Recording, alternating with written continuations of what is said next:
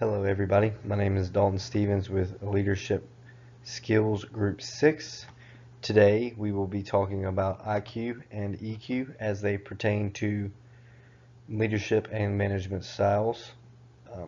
We have set up a little sideshow to convey the points of pro IQ, pro EQ to see which one is better as they pertain to leadership. We have two teams set aside, Adam Russell and Blake Dunn for Team IQ, and Jessica Fant and Travis Downey for Team EQ.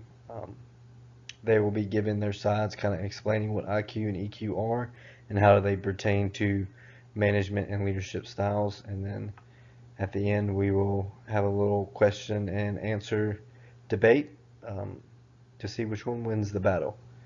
I'm going to pass it over to Team IQ for Adam and Blake. Thank you.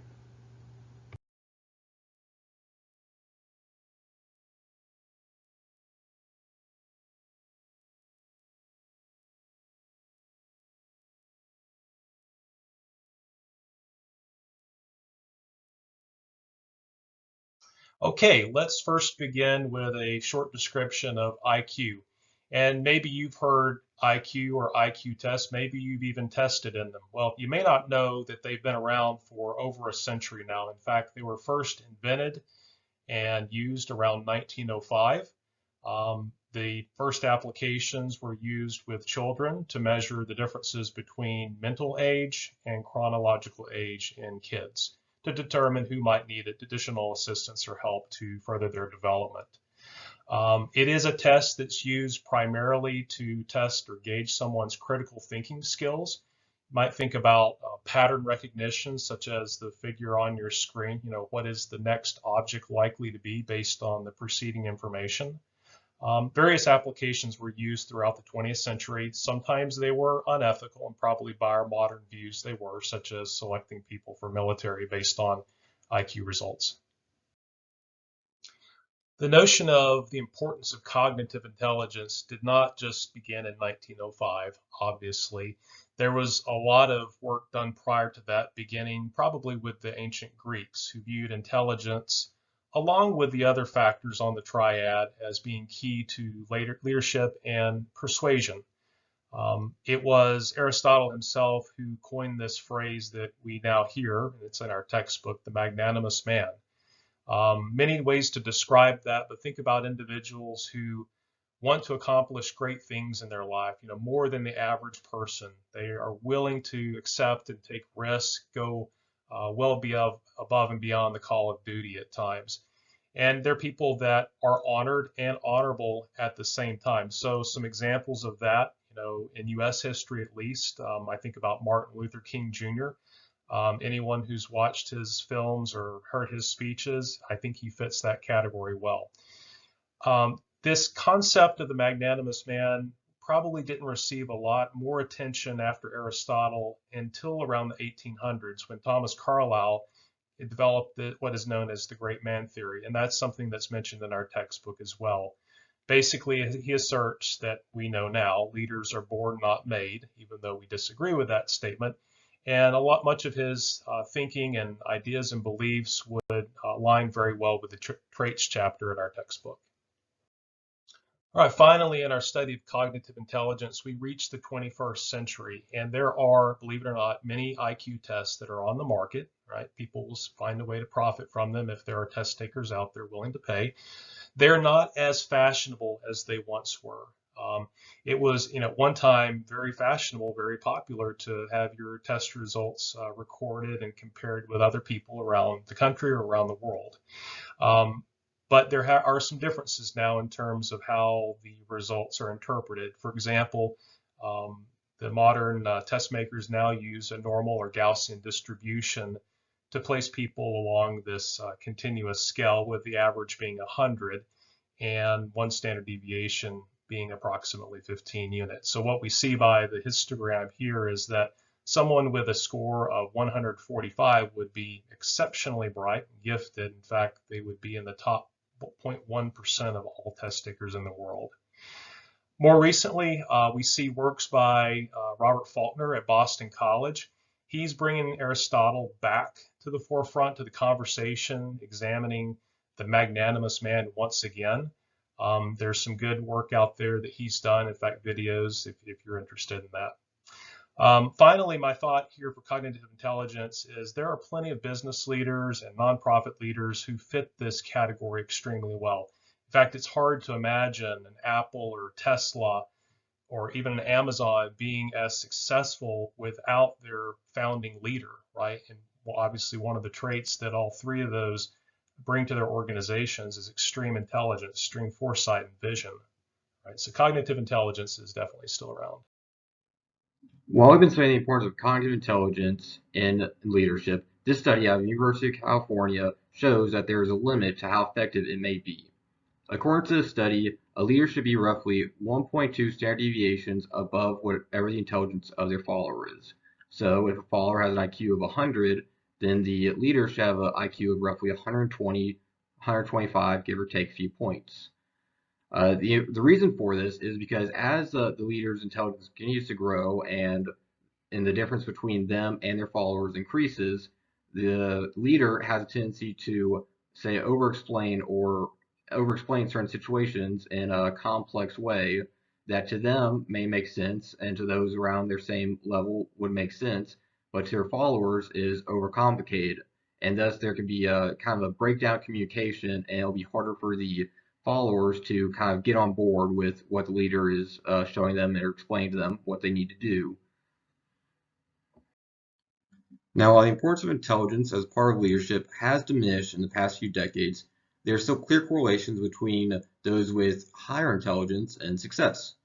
When looking at the Fortune 500 companies, roughly 40% of the CEOs there attended elite universities where they received some of the best education in the country.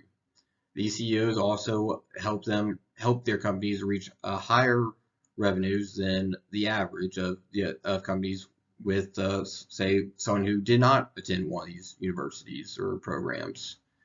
Now, that's not to say that just because someone has a slightly what would be considered below average or just attend what would be a regular university, they're still often experts in their field, and even though they don't have a large base, they specialize in certain areas where they are able to make those informed decisions that help lead their companies to success. Wow, thank you, Adam and Blake. It's going to be really hard to follow up on that. But we're going to give EQ a chance to say their side and see who comes out the victorious. We have Jessica and Travis to give EQ's side of the story, and then we'll meet back up for a little question and answer and see who the victor is. Thank you. Emotional intelligence involves two competencies. The first is the ability to recognize feelings and emotions in oneself and others. The second is to use that knowledge to resolve conflicts and problems to improve the environment everyone else is in. In 1995, Daniel Goleman released a book about emotional intelligence. In that book, he presented the mixed model that is commonly referred to today when the topic of emotional intelligence comes up. His model has 5 components to it. They include self-awareness, self-regulation, social skill, empathy, and motivation. As we have studied in our textbook this semester, each of these components have popped up in different theories, all playing a role in the excellence category of those theories and approaches. Emotionally and socially intelligent people accept and understand their emotions. They are capable of expressing themselves assertively, being empathetic, cooperating with, and relating to others in an appropriate manner, managing stressful situations and changes successfully, solving personal and interpersonal problems effectively, and having an optimistic perspective towards life. The advantages of having a strong EQ are vast and more than what are presented here today. However, we chose to present the ones most directly tied to leadership. The advantages can be presented as a cycle because the model is also a cycle. A cycle means you're continuously revolving and evolving as an individual working on your EQ. Since Daniel Goleman's book in 1995, multiple researchers have looked into how EQ plays a role in leadership. These studies stated that when a leader has a high EQ, the individuals reporting to them were happier with their job and expressed a desire to grow and learn more for their job and their company. As your internal self-awareness and regulation improves, you can begin to see yourself communicate in a more interesting and assertive manner. Being more clear and direct increases your leadership ability. Studies further showed that a leader's management of positive and negative emotions had a beneficial impact on motivation, optimism, innovation, and problem resolution in the workplace. The ability of leaders to be aware of their own emotional states helped them to choose how they will respond rather than impulsively reacting in the moment. Combine that with high levels of empathy, and this will allow them to grow as leaders, gaining the trust of the people they are leading and becoming role models for appropriate behavior in the organization. So as you can see here in the picture, we have a cycle, and in that cycle, we have improved decision-making, decreased occupational stress, reduced staff turnover, increased personal well-being, increased leadership ability, increased team performance. And as you can see, as you were to start being better in one of those areas, you would slowly start to see the cycle turn and the wheel turn and continue to grow as a better leader using your emotional intelligence. As Jessica points out on the previous slides, emotional intelligence is essential in building and maintaining effective leadership. The need for that type of leadership, that leadership style, those types of leaders has never been so in demand as it is now. Due to the COVID-19 pandemic, people have experienced an unprecedented amount of stress, uncertainty, and anxiety. A recent study showed that 94% of people feel stressed. 78% of those people that were polled pointed to the pandemic as having severely impacted their mental health. Now, we often joke about spending more time at the office than we do at home with our families, and we laugh because it's true, but it begs the question, how can leaders, how can you and I use EQ and all of its benefits to not only help ourselves as leaders, but to also have a positive impact on those that we work with? We'll take a look in the next slide. So emotional intelligence and the pandemic, how do those two things go together? Oracle study showed that 2020 was the most stressful year ever. Now, they broke it down and looked at different categories of those polled and found that depression was up 53% among those in this poll. Anxiety up 55%, PTSD up 32%. So with all of this going on, all this negative heavyweight that people are experiencing, how can a leader with EQ navigate those waters? One way is by humanizing their employees. Leaders with EQ understand that employees have to own those emotions that they're experiencing and play key roles in helping them get through and find resolution in those situations. Another way is by creating and implementing wellness plans. So this can include workload management, modeling wellness themselves, or just actively listening to the employees. All of those help build a higher increase in work satisfaction. Leaders with higher levels of EQ also create a sense of community.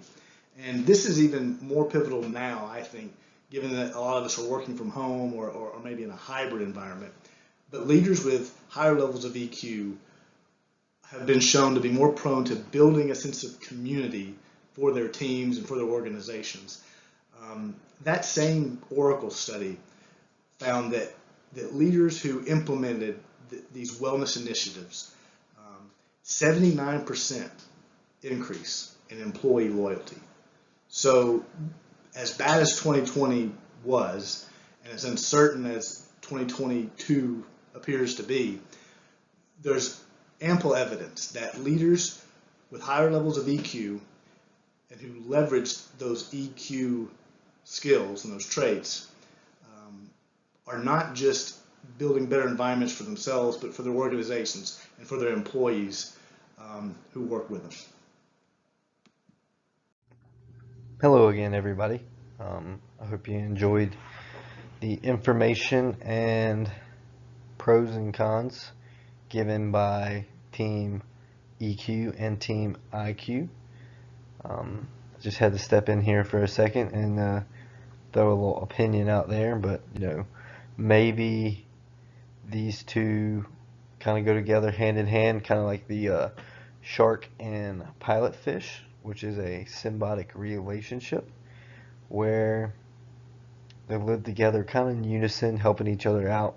And you could say that one couldn't survive without the other.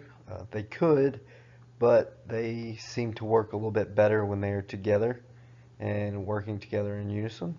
I think this can be related to IQ and EQ, where you need a certain level of IQ to be able to read peers and coworkers appropriately, to be able to have a higher EQ, because you have to understand and problem solve and decide which leadership skill works for which person and how to adapt and comfort individuals. You do need some level of intelligence to be able to determine and decipher which one best fits which person.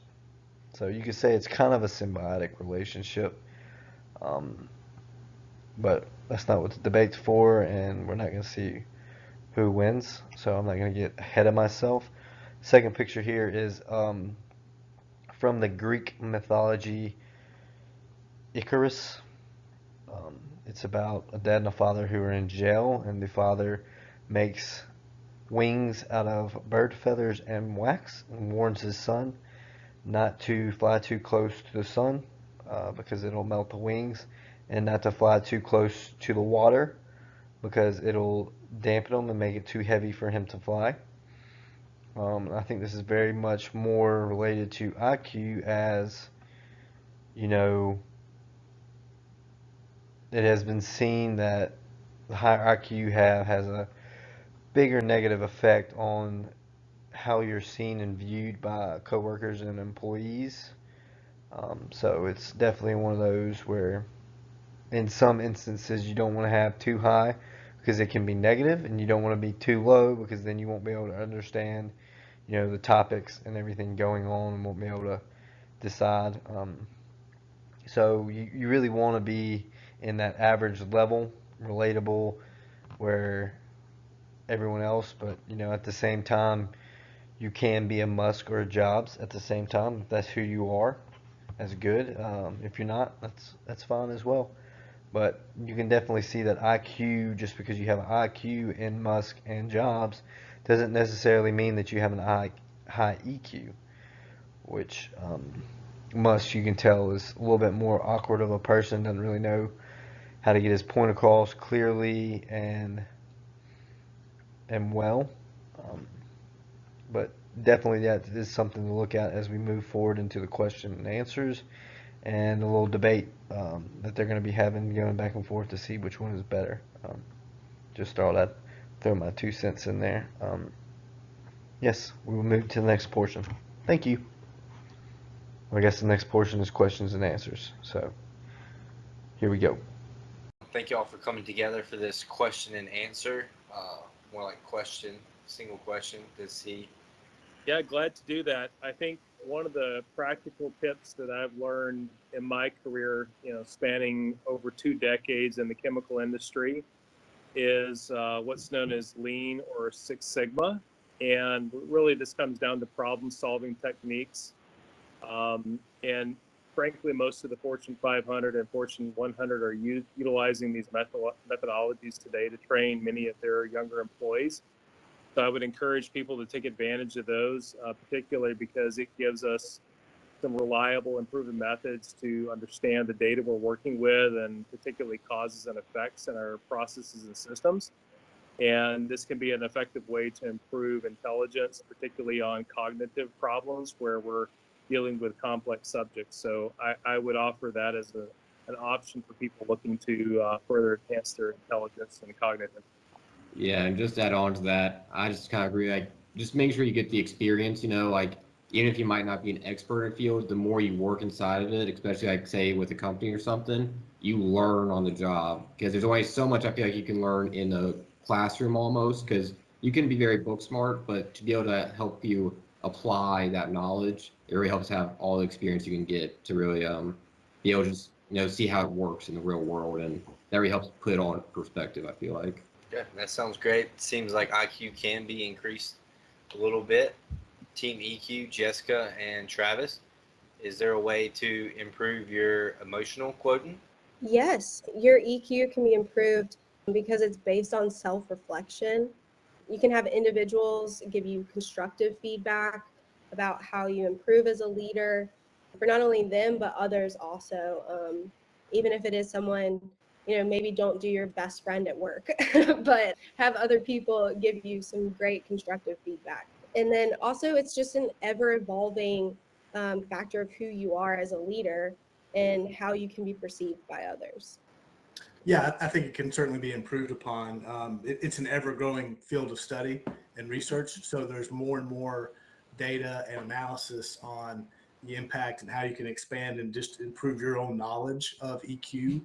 And then on top of that, there's already just tons of books and articles that are centered on how to be a better motivator, how to be a better leader, how to be a more active listener.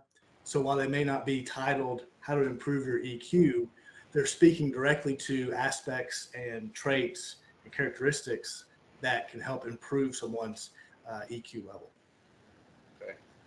So it sounds like books are everybody's best friend along with Six Sigma. I'm assuming as well that you could just print out all the questionnaires and give it to the leader that you want to improve as a hint as well. I appreciate y'all taking this time to speak together as a team, and I appreciate it. Hello, thank you for sitting through this slideshow presentation as we have debated and given our points for both EQ and IQ. If you look closely at the image on this slide, you can tell that it is a tie, and that comes to our final conclusion for this team exercise. We've realized that both pros and cons for each side, really, they work together better than apart. You need some level of IQ to be able to determine which style of leadership is needed for each employee, and kind of making decisions. And at the same time, you need EQ to be able to emotionally bond with your employees to make not only their work life better, but yours as well. So, in conclusion, it is a tie, like in the image here. We appreciate you taking the time to watch our slideshow all the way through. Thank you, and have a great semester.